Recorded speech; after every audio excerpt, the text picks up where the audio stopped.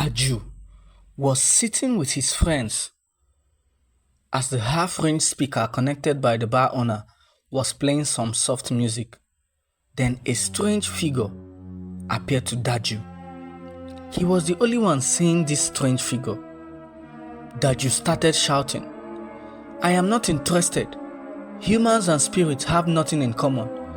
His voice was louder than the speaker, which caught almost everyone's attention, except for the few drunks. The unseen figure was Nala. Then, with anger, Nala thundered, "If I can't have you, then no one will." Something strange happened. The plates and dishes in the bar's kitchen fell off mysteriously, and the music stopped abruptly. Daju was shaking and sweating profusely. His friends, who were confused as they looked towards the direction that Daju spoke to, were surprised on why he was sweating heavily on such a cold evening. What also surprised them was that Daju was speaking to an empty space because they couldn't see who Daju was speaking to. Then they turned to Daju and asked him what the problem was, but he refused to say a word. Daju stood up and left the bar. 3 days later, Nala paid him an unannounced visit, but this time as a normal human. People could see her. She came with a bag. Daju saw her and immediately felt unease. He asked her to leave, but she didn't budge. She said to him, "I have come to take my rightful place, and there is no going back." Somehow, Daju found his way to the door, but the door refused to open. Nala dropped the bag on the bed, and there was money in it. She said to Daju, "Use this money and make life easy for yourself. Marry me." Daju saw the money and was surprised. He hadn't seen such amount of money since he was born.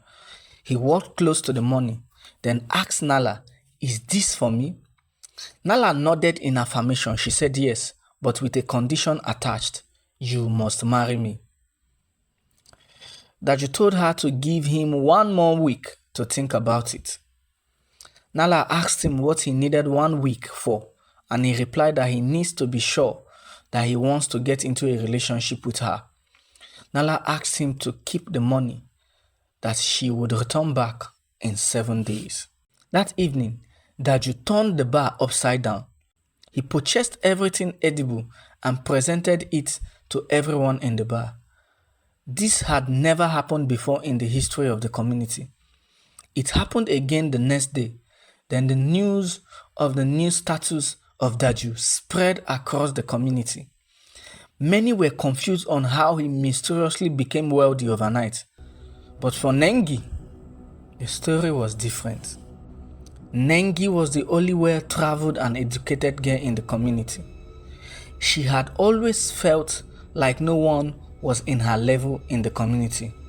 On hearing that Daju has also added a car to his new status, Nengi shamelessly approached him one evening at the bar and told Daju that she sees that he is now ready for the answer she has to give concerning the question Daju asked her of 2 of them getting into a relationship.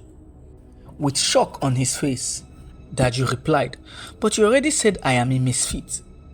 Nengi told him that she has reconsidered his request, but this time she wants him if only they will get married. This was already the 3rd day. Daju asked Nengi to sit down with him and his friends. After a few drinks, Daju and Nengi left the bar. They drove in Daju's car. No one in that bar would believe if they were told what would be the breaking news the next day.